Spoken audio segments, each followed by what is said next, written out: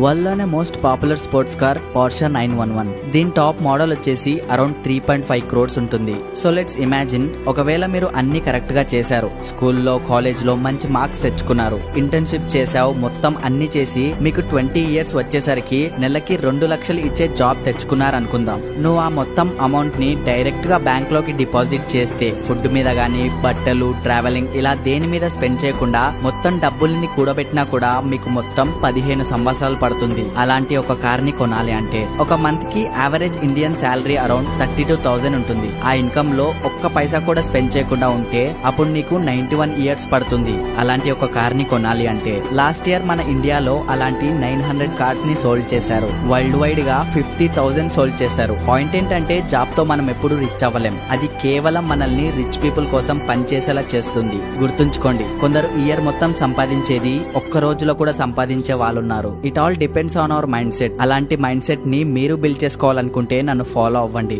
మిమ్మల్ని ఇంకా బెటర్ చేయడానికి హెల్ప్ చేస్తా.